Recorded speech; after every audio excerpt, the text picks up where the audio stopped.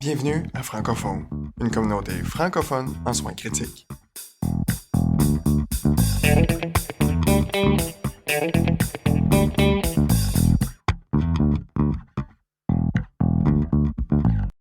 Hey, salut tout le monde, c'est Mathieu. J'espère que vous allez bien.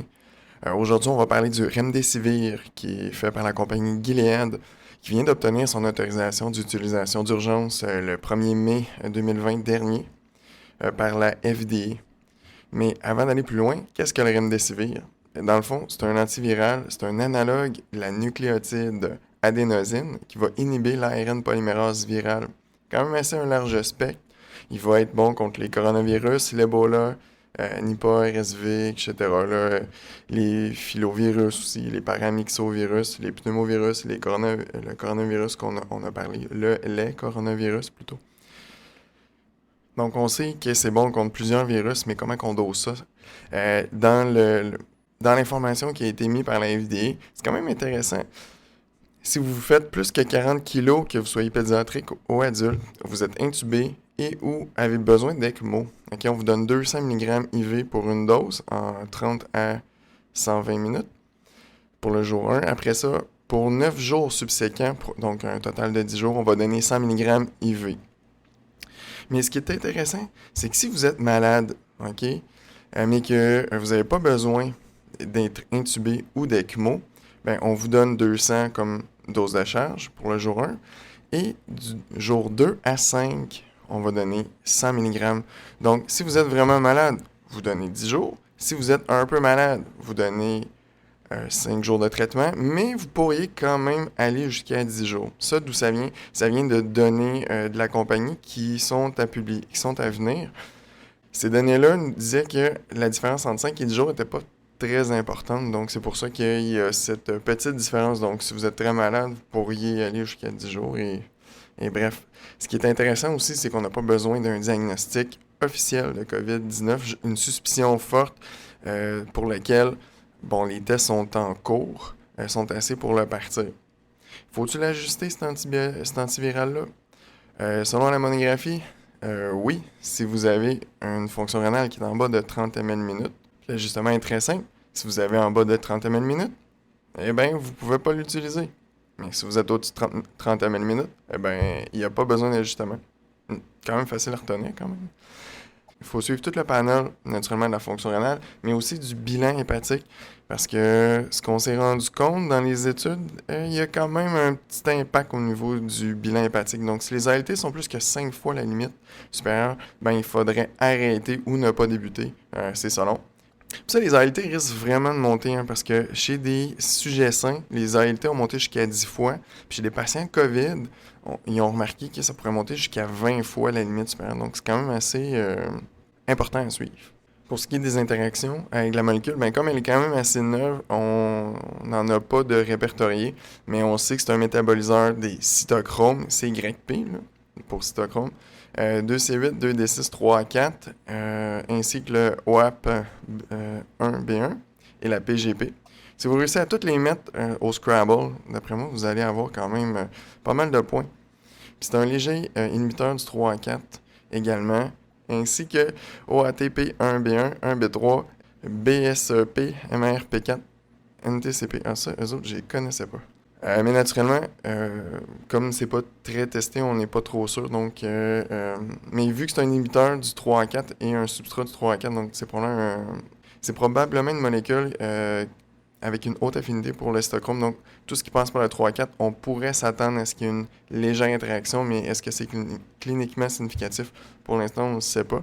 Fait que juste faire attention quand vous combinez ça. Puis un petit peu de pratico-pratique d'administration.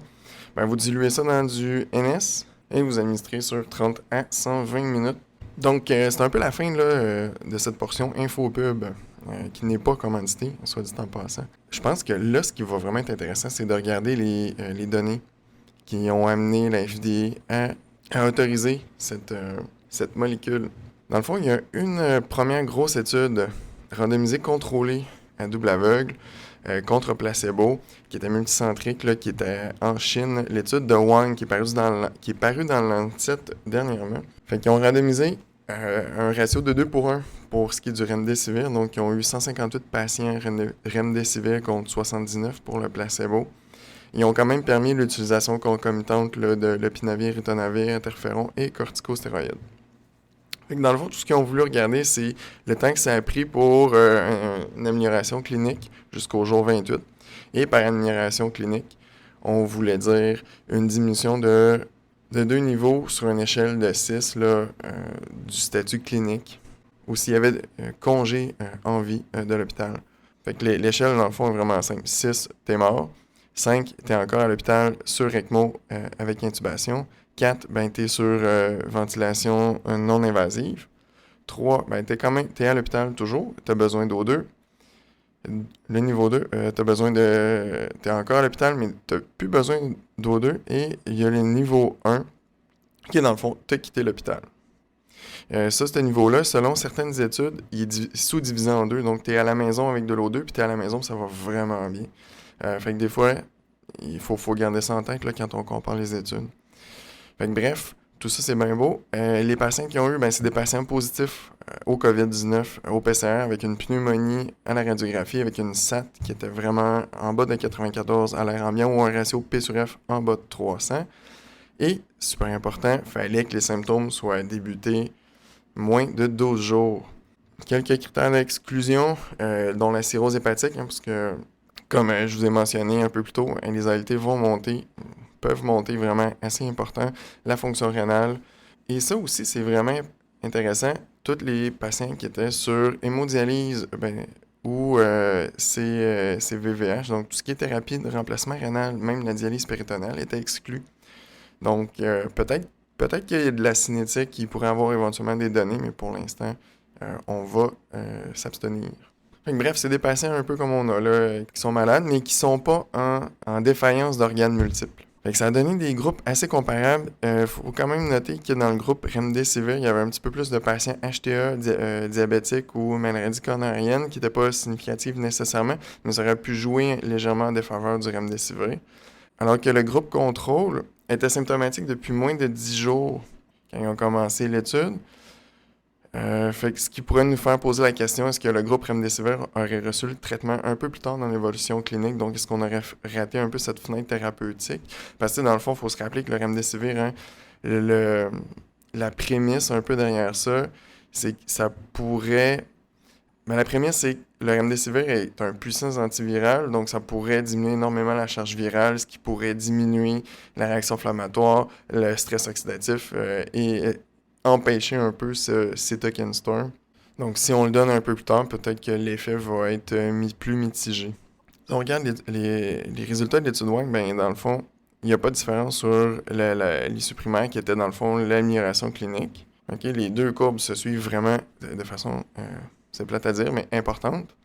Ils ont quand même, comme ils ont vu que ça ne changeait pas grand-chose, ils ont fait des sous-analyses un petit peu, puis après ça, ils ont regardé en bas de 10 jours du début des symptômes, ben là, il n'y avait toujours pas d'impact significatif du remdesivir, mais ils ont vu que numériquement, tu diminuais de 5 jours le temps médian là, pour l'amélioration clinique, mais sans vraiment d'autres impacts. Pour ce qui est de la sécurité, ce qui est intéressant, c'est il n'y a pas eu plus d'effets secondaires ni dans l'un ni dans l'autre. C'est sûr que le remdesivir, aurait causé plus de constipation. Bon, ça se manage.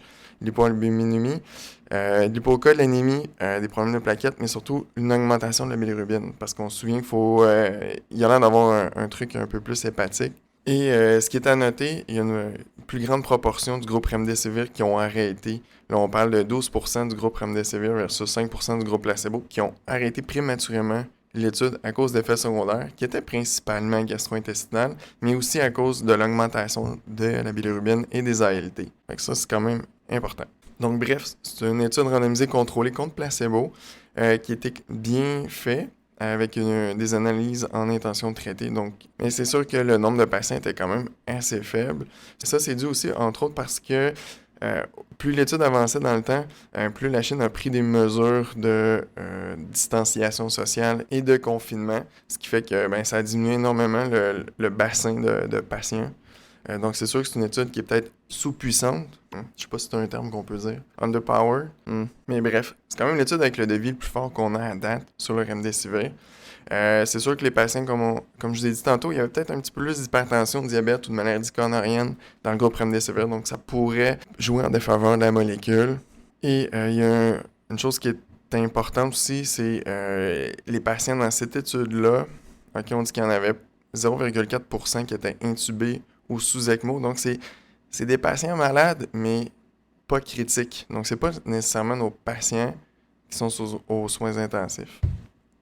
Bref, ça reste une bonne étude, sous-puissante, qui nous donne quand même un peu d'informations, comme quoi il ne semble pas avoir un signal franc vers un bénéfice important du remdesivir. Ce qui est quand même intéressant, c'est que cette étude qui est bien faite ne semble pas avoir été retenue par la FDA pour baser leur décision sur l'autorisation de mise en marché.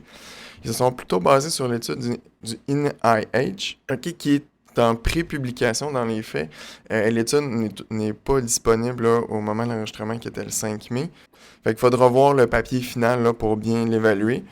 C'est quand même curieux. Peut-être que la FDA avait accès au papier complet là, pour pouvoir baser leur décision.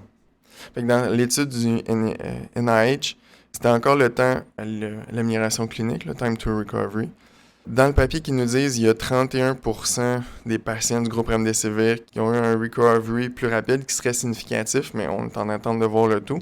Le temps médian était 11 jours versus 15 jours, donc on sauve 4 jours. Pour ce qui est de la mortalité, qui est vraiment quelque chose qu'on s'intéresse, il n'y a pas de différence statistiquement significative. Là, on parle de 8% versus 11%. Puis dans le papier préliminaire, ce qui est vraiment intéressant, c'est aucunement statistiquement significatif, mais ils disent que le remdesivir aurait un nombre de jours numériques plus rapide d'amélioration clinique que le placebo. On parle de 18 versus 23 jours, avec des symptômes qui duraient de 10 jours au moins.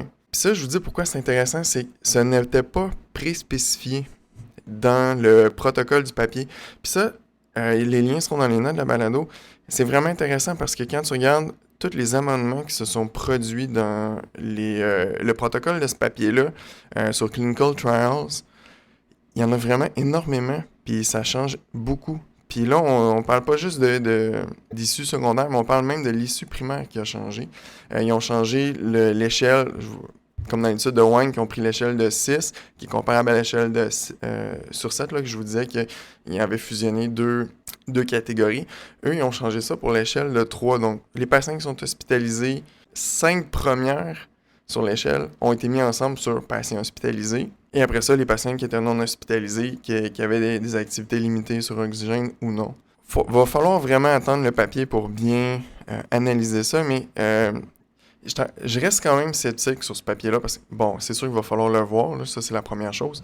Mais la deuxième chose, c'est je trouve ça drôle que la FDA ait utilisé ce papier-là, malgré tous les changements qui ont été faits récemment. Fait que les changements, je vous disais, ils ont été faits pendant l'enrôlement des patients. Donc, est-ce qu'il y a eu une intervention? Ils se sont rendus compte finalement qu'ils n'y arriveraient pas, fait qu'ils ont décidé de changer pour un issue primaire qui était plus doux, si on pourrait dire. Fait que ça me laisse un peu sur ma faim, si on veut. Au même moment, Gilead a émis un communiqué de presse sur des résultats préliminaires de la phase 3 de l'étude Sample, la phase 3 qui est de vie ouverte, là, que je vous disais, qui ont évalué 5 jours versus 10 jours, qui disait que 5 jours, bon, finalement, 5 jours, c'est aussi équivalent que 10 jours pratiquement.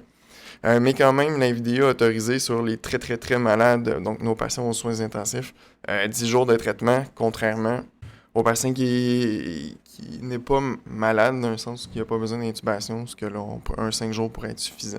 Fait que bref, pour une molécule qu'on nous disait vraiment hyper puissante, qui allait diminuer la charge virale, qui allait diminuer le stock and storm, qui allait être, dans le fond, excusez-moi l'anglicisme, un game changer. Ces études-là, pour l'instant, ne semblent pas nous le démontrer. Donc, reste à savoir, est-ce que c'est vraiment une molécule miracle ou est-ce qu'il y a une place pour le remdesivir dans le traitement? Peut-être.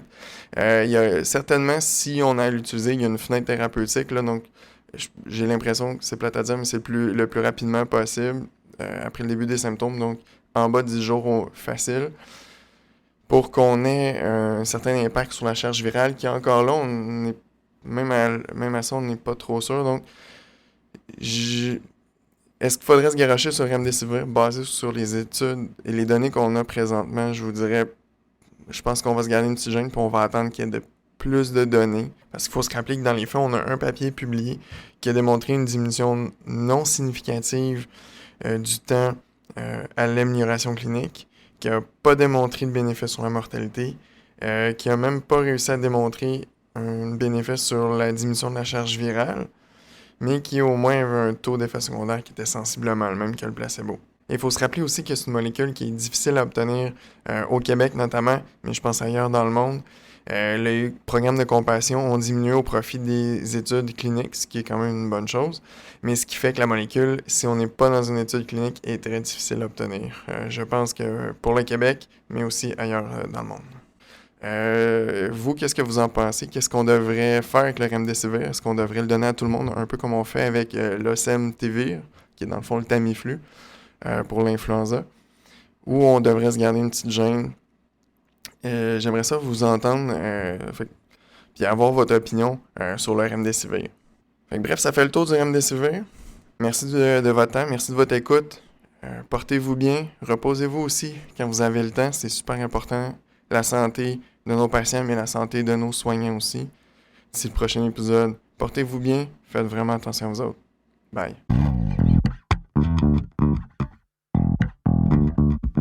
L'information contenue dans cette balado-diffusion est de nature informative seulement et ne remplace aucunement le jugement ou l'avis d'un professionnel.